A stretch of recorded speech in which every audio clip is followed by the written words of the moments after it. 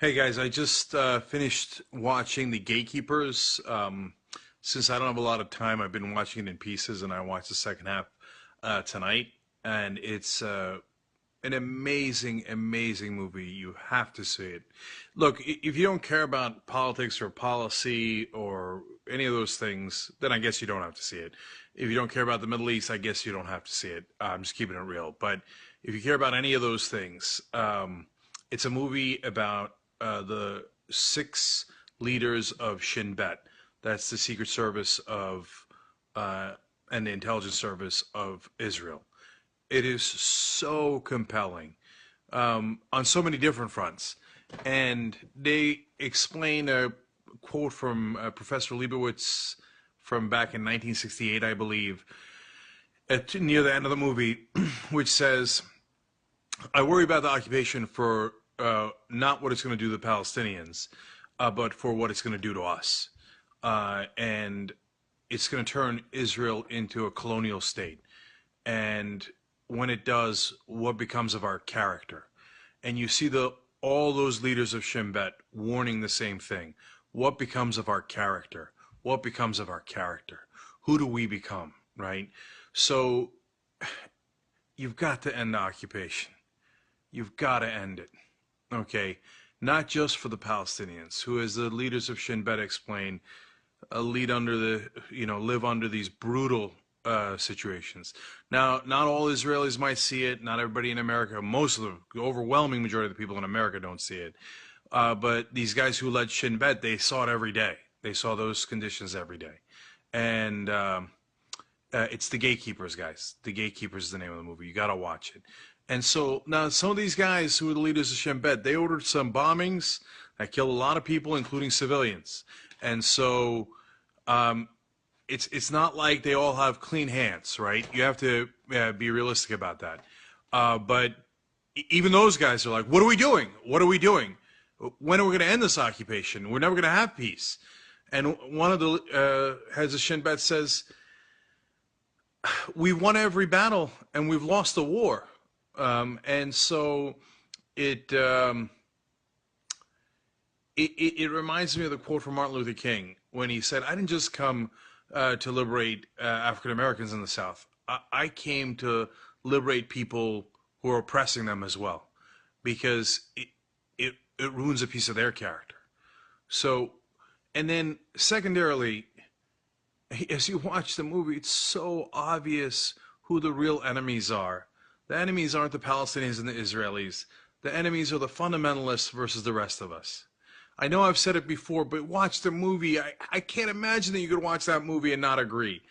The worst fundamentalists who did the most damage to the peace process and hence to the Israelis and the Palestinians was Yigal Amir, the guy who assassinated Yitzhak Rabin. Now, Yitzhak Rabin was a soldier. Yitzhak Rabin helped form Israel. He was a prime minister. He made security decisions I wouldn't have necessarily made, right? Security decisions. A lot of people got killed by his decisions. But at the end of the day, after protecting Israel, he wanted peace. And he didn't want it because he loved the Palestinians. He wanted it because he loved Israel. So we've got to have a whole new generation here, the young, right? Young Jewish Americans, young Americans overall, young Jews all across the world, because the older generation isn't listening. And they're so entrenched in their hatred, and I mean both sides. Whether it's the Muslims, the Palestinians, the Jews, the Israelis, the older generation, not every one of them, and I love them in so many different ways on both sides, okay? But they're entrenched, and so those fundamentalists keep killing us and assassinating us and bombing us, and the war goes on and on and on endlessly. We have got to get rid of the fundamentalists and understand that they're the ones that are driving us into this violence. So, for God's sake, Israel, end the occupation. Not just for the Palestinians, although there's several million people there. How long are you going to keep them occupied? I know I've heard it 1,000 times. They can't be trusted. They, right?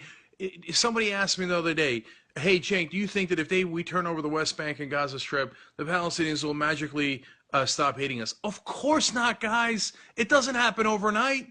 It's not like I think they're going to start all of a sudden throwing roses and at your feet and rainbows are going to arise and we're going to see unicorns again. Of course not. That's not how it works. Peace works gradually, but you've got to give it a chance that maybe after a while that the two sides don't hate each other anymore.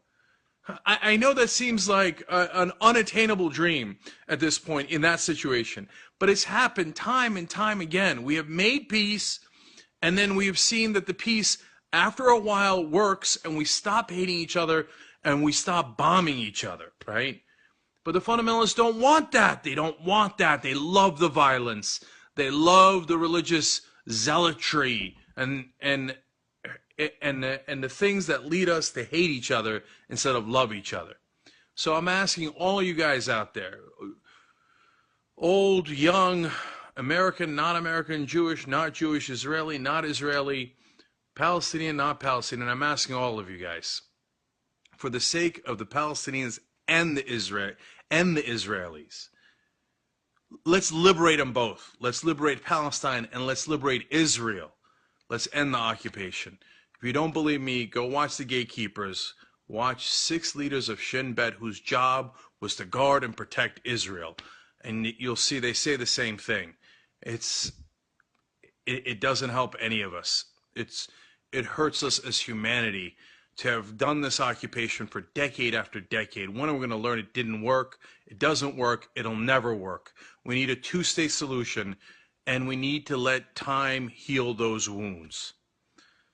All right. Thank you, guys. Thanks for watching, and thanks for listening, and go watch the movie. And look, no one person is going to solve it on their own, but take whatever step you can take towards reason, logic, against fundamentalism of all stripes, and towards peace and towards ending the occupation, so we could have an Israel that could live in peace and security, and the same for the Palestinians as well.